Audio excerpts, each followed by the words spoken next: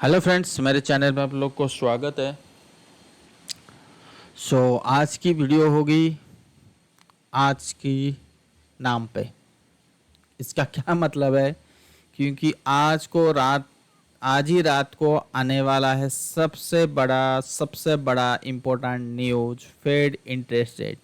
जो काफ़ी सालों से इंतज़ार कर रहे थे वो दिन आ गया है। आज किसी भी हाल में, किसी भी मतलब क्या कहते हैं उसको, एनी हाउ फेड को 25 बीपीएस या 50 BPS rate interest rate cut करना है। क्यों? क्योंकि उसके सामने 2 बार ईसीबी ने, यूरोपियन सेंट्रल बैंक ने 2 बार इंटरेस्ट रेट कट कर चुका है। तो जब जब देखा गया है कि यूरोपियन ने स्टेप उठाता है, तभी फेड बहुत जल्दी इंटरेस्ट रेट कट करता है। तो 2 बार जाने के बाद तो चांसेस बहुत है तो 25 बीपीएस, बट ये भी बात हो रही है कि 50 बीपीएस भी हो सकता है। तो ये था, और कोई कोई ये भी कहते हैं कि 60 बीपीएस भी हो सकता है, 65। तो ठीक है, 25 बीपीएस लेके चलते हैं। बट मेरा जो एनालिसिस है कुछ यहाँ से हट के है। बाजार खुश हो रहा है कि मैं 25 बीपीएस में कट हो रहा हूँ, और उससे बाजार को और मजबूत मिलेगी। मार्केट में लिक्विडिटी, जैसे इंटरेस्ट रेट कट होता है तो जनरली क्या होता है, इंटरेस्ट रेट कट होता है तो कंपनी को लोन देना कम पड़ता है और प्रॉफिटेबिलिटी बहुत ज़्यादा बढ़ती है। तो ये सारी चीज़ बाजार के लिए अच्छी भी चीज़ है, ठीक है ना। अब सबसे बड़ी बात जो है कि इतने सालों हो गया कि ये फेड इंटरेस्ट रेट कट नहीं करता, अब अचानक क्या हो रहा है। क्योंकि ये जो आपके सामने ये निकाल के बैठा हूँ, अनएम्प्लॉयमेंट रेट, जब जब भी अनएम्प्लॉयमेंट रेट बढ़ता है तभी मार्केट में एक बड़ा फॉल आता है। तो यहाँ से अगर आप देखोगे तो अनएम्प्लॉयमेंट रेट बढ़ रहा है, which is not the good for economy. तो दैट मीन्स कि फेड थोड़ा सा सावधान है कि अगर इसके साथ साथ अगर इंटरेस्ट रेट भी बढ़ने लगा, इंटरेस्ट रेट मतलब इन्फ्लेशन अगर बढ़ने लगा, तो फिर तो दिक्कत हो सकती है। तो ये सबसे बड़ा क्राइटेरिया है मार्केट में। और मार्केट फेड इस चीज़ को बहुत ही ध्यान से देखने की कोशिश करता है। अगर मैं इसके साथ साथ कंपेयर करने की जाऊँ, ये आपके सामने है S&P।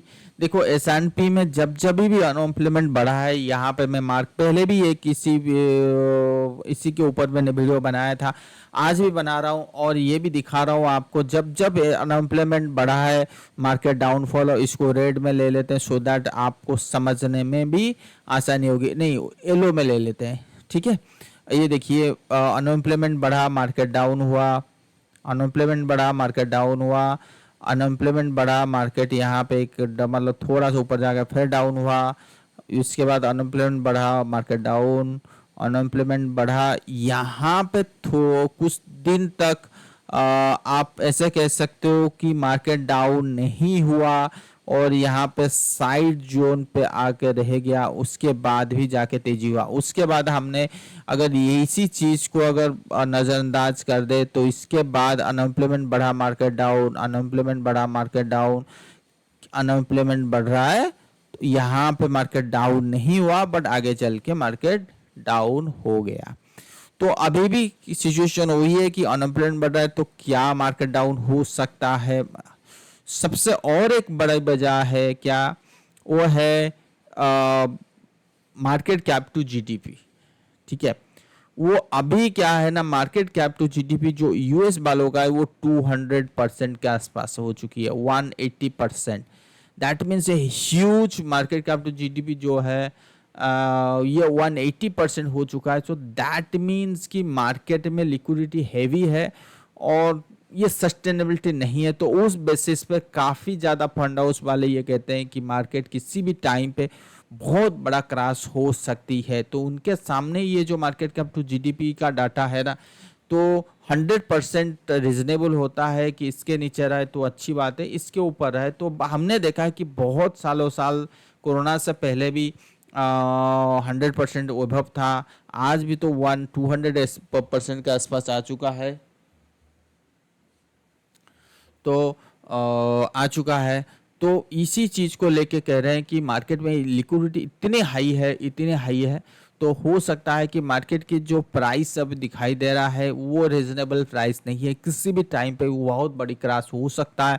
और सबसे बड़ी वजह जो है वो सारे लोग यही दे रहे हैं, मतलब फंड हाउस की बात कर रहा हूँ, क्योंकि ये जो प्रिंटिंग मशीन जो था, जो स्टिमुलस पैकेज दे रहा था यूएस ने, मार्केट में इतनी स्टिमुलस पैकेज और इतनी प्रिंट जो मनी प्रिंट कर करके मार्केट में एक जैसे प्रिंटिंग बट आर्टिफिशियल तेजी हो चुकी है, तो विच इज़ नॉट सस्टेनेबल। यही चीज़ कहने की कोशिश कर रहे हैं सारे जन, यही चीज़ के कहने की कोशिश कर, तो दैट्स वाई मार्केट में करेक्शन की बात हो रही है। एक्चुअल डिमांड नहीं हो रहा है, अर्निंग रिपोर्ट वगैरह रिजल्ट वगैरह ठीक ठाक नहीं आ रहा है, और अनएम्प्लॉयमेंट बढ़ रहा है। सो अनएम्प्लॉयमेंट कोई भी कंट्री का बढ़े तो अच्छी बात है ही नहीं। तो ये तो हो गया आपकी बात। अब ये मैंने जो बात किया ये नेगेटिव की बात कर लिया, ठीक है। उसके बाद हम चलते हैं सीधा इंटरेस्ट रेट। तो हम यहाँ पे देखेंगे कि ऐसा क्या हुआ था इंटरेस्ट रेट में। ये देखो मैं मार्क करके रखा हूँ, ये क्या मार्क करके रखा हूँ, जब जब इंटरेस्ट रेट बढ़ा है, जब जब इंटरेस्ट रेट बढ़ा है तो क्या हुआ है मार्केट में, या जब जब इंटरेस्ट रेट घटा है तो क्या हुआ मार्केट में। तो आप देख सकते हो यहाँ पे इंटरेस्ट रेट बढ़ना चालू हुआ, मार्केट ने फॉल किया। यहाँ पे इंटरेस्ट रेट गिरना चालू हुआ तो मार्केट में तेजी। तो यहाँ पे इंटरेस्ट रेट गिरा तो मार्केट यहाँ कंसोलिडेशन हुआ, फिर वो मार्केट में तेजी।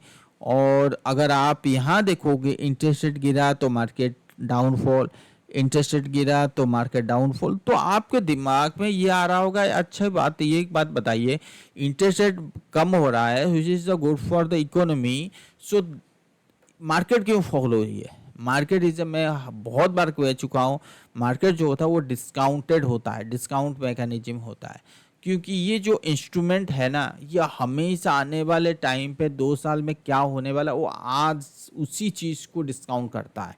तो दैट मीन्स कि जब डिस्काउंट हो चुका है ना, तो क्या होता है कि जब इंटरेस्ट रेट फॉल होता है तो मार्केट गिरता है। बट ऐसे भी टाइम है कि इंटरेस्ट रेट के बढ़ने मतलब जब जब इंटरेस्ट रेट बढ़ता है, देखो ये इंटरेस्ट रेट बढ़ा तो मार्केट बढ़ा, इंटरेस्ट रेट बढ़ता है क्यों, क्योंकि तभी होता है जब मार्केट में एक हेल्दी करेक्शन आती है, और उसी टाइम पे अगर इंटरेस्ट रेट कम होता है ना तो भी मार्केट बढ़ता है, अगर उसी टाइम पे इंटरेस्ट रेट बढ़ाते तो भी मार्केट बढ़ता है। तो हमें साइमल्टेनियसली देखना होती है कि क्या इससे पहले मार्केट में करेक्शन आया है या मार्केट में तेजी आया है। तो अभी के टाइम पे अगर आप देखोगे तो उसी जितने भी ये डाटा आपके साथ साथ में दिखा रहा हूँ, तो यहाँ पे देखो इंटरेस्ट रेट फॉल हुआ, उसके बाद ये थोड़ा सा ऊपर गया फिर फॉल हुआ। तो ये जो आपको लग रहा होगा थोड़ा सा फॉल है, ये बिल्कुल थोड़ा नहीं है। और यहाँ पे देखो इंटरेस्ट रेट तेजी हुआ, यहाँ पे slow and steady interest rate तेजी हुआ, और मार्केट देखो क्या था, तेजी था, तो तभी फॉल हुआ। और यहाँ पे मार्केट सस्ता हो गया और इंटरेस्ट रेट बढ़ता गया और मार्केट भी बढ़ता गया। तो यहाँ पे हमें क्या सीखने के लिए मिला कि ये जो इंटरेस्ट रेट के साथ साथ मार्केट ने भी बढ़ा तेजी चालू किया है। तो क्या अभी फर्दर अगर 25 बीपीएस या 50 बीपीएस अगर कट होगा, जो इंटरेस्ट रेट 5.5 है, अगर ये 5 के आसपास आ गया तो क्या मार्केट में फॉल आएगा। देखो इसी रिपोर्ट इसी डाटा के बेसिस पे तो है ही है। क्यों आएगा, क्योंकि मार्केट पहले से ही तेजी कर चुका है, ठीक है। तो उस डाटा के बेसिस पे मार्केट में फॉल बनता है, ठीक है। अब ये रहा इंटरेस्ट रेट की बात। अब अगर इनकी बात करें, जैसे मैं आपको दिखा रहा हूँ, ये जो आपके सामने ये जो डाटा मैं दिखा रहा हूँ, तो ये है 10 ईयर ट्रेजरी जो नोट है, 10 ईयर बॉन्ड या 20 ईयर 2 ईयर बॉन्ड का ये डिफरेंस है, और इसके साथ S&P है। तो जब जब ये जो ब्लू कलर है, ठीक है, जब जब इसी लेवल पे आता है तो क्या होता है, मार्केट में इंटरेस्ट रेट बढ़ना चालू होती है और मार्केट में करेक्शन आता है। जैसे ये ऊपर गया तो मार्केट में के करेक्शन, ये ऊपर गया मार्केट में करेक्शन। तो यहाँ पे देखोगे ये ऊपर गया तो मार्केट में करेक्शन, ठीक है ना। तो यही होता है। तो क्या अभी का टाइम पे यही सिचुएशन है? क्या अभी ये ऊपर जा रहा है तो क्या हम मार्केट में करेक्शन देख सकते हैं? बिल्कुल देख सकते हैं। ये तो यही इंडिकेशन दे रहा है कि भाई ये ऊपर जा रहा है, तो दैट मीन्स कि मार्केट में करेक्शन हो सकती है। ठीक है, कितना होगा वो बाद में पता लगेगा। फिलहाल तो ये डाटा भी ये कह ये जितने भी मैं आपको डाटा दिखा रहा हूँ ना, ये सब कुछ नेगेटिव की इशारा दे रहे हैं कि हमें बिल्कुल पॉजिटिव नहीं होना चाहिए। देखिए बैंक निफ्टी 600 पॉइंट की रैली कर चुका है बैंक निफ्टी, ठीक है। और मैंने काफ़ी बार ग्रुप में बताया था कि जो बैंकिंग स्टॉक है जो वो इतनी हाई वैल्यूएशन पे ट्रेड हो रहे हैं, इनको छोड़ो मत, इनमें टूट पड़ो, खरीद लो। तो और देखो बैंकिंग स्टॉक सारे कोई आईटी में जा रहे थे, मैं तो बैंक में जा रहा था। आज देखो आईटी एकदम से कितना दिन का कंसोलिडेशन एकदम से नीचे आ गया। और आईटी का जो ये ब्रेकडाउन है ना, ये लग रहा है कुछ दिन तक ये डाउनफॉल चलेगा, ये ऊपर नहीं चलेगा, क्योंकि बैंक निफ्टी चल रहा है तो दैट मीन्स कि बाकी सब साइड हो जाना चाहिए।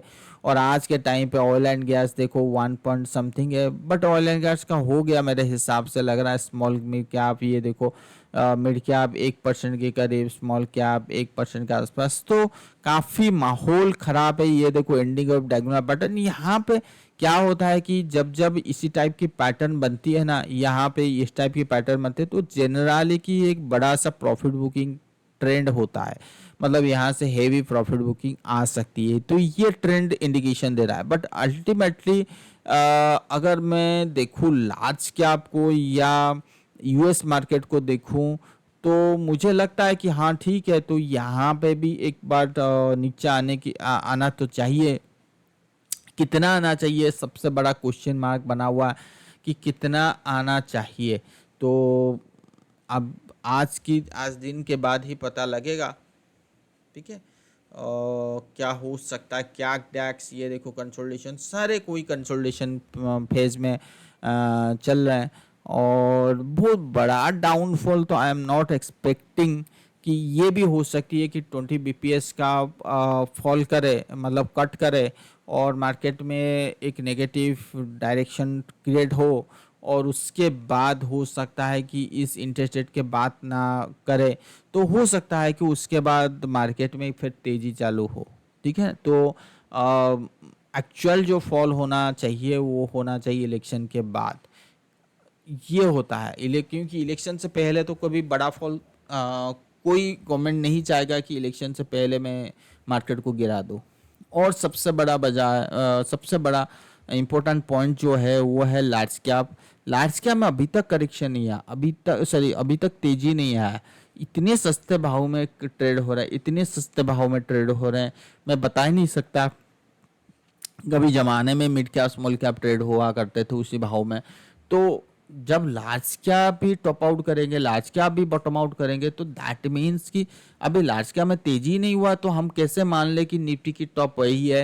हो सकता है कि 5% की profit booking kind of scenario हमें दोबारा निफ्टी में देखने के लिए मिलेगा। बट मैं बड़ी वाली गिरावट में थोड़ा सा एग्नेस्ट हूँ। हाँ, 5% की गिरावट आई एम एक्सपेक्टिंग, 5% की चांसेस ज़्यादा है। 24,000 23,900, हाँ मैं खुद ही चाहता हूँ कि एक बार ये नीचे आ जाए ना, उसके बाद ये कंसोलिडेशन करके अगर फर्दर फ्रेश ब्रेकआउट दिए, तो फिर तो हम 29-30,000 की बात करेंगे। फिलहाल तो मैं बिल्कुल इसमें सहमत नहीं हूँ। ये जो तेजी चल रहा है बिल्कुल सहमत नहीं हूँ, क्योंकि यहाँ पे मोमेंटम लूज है, स्ट्रॉन्ग बाइंग सिग्नल नहीं है, ठीक है। आज की जो आज की जो बैंक निफ्टी में जो तेजी हुआ है, तो आप ऐसा मत देखिए कि बैंक निफ्टी में ब्रेकआउट हो गया, बिल्कुल नहीं है। ये ब्रेकआउट नहीं है। बैंक निफ्टी जो बैकफुट में था वो it's trying to touch the all time high, simple, और कुछ नहीं है। बैकफुट नहीं है कि इसको क्रॉस किया तो और उससे 20% तेजी हो जाएगा, बिल्कुल नहीं। अगर निफ्टी भी गिरेगा तो बैंक निफ्टी भी गिरेगा। बैंक निफ्टी देखो ये ऐसे चल रहा है, तो बैंक निफ्टी हो सकता है कि ऐसे आए और यहाँ पे कंसोलिडेशन करके बढ़े। तो कुछ भी हो सकती है, बुलिश पैटर्न के लिए कुछ भी हो सकती है, ठीक है। तो ये था आपके सामने मैं अपना पूरी एनालिसिस मैंने रखा। तो लेट्स सी आज की दिन में आने वाले टाइम पे, सॉरी आज रात को क्या हो रहा है यूएस मार्केट, तो उस बेसिस पे फिर दोबारा कल मैं आऊँगा। ठीक है ना। Thank you so much. Like या सब्सक्राइब जरूर कीजिए। Thank you.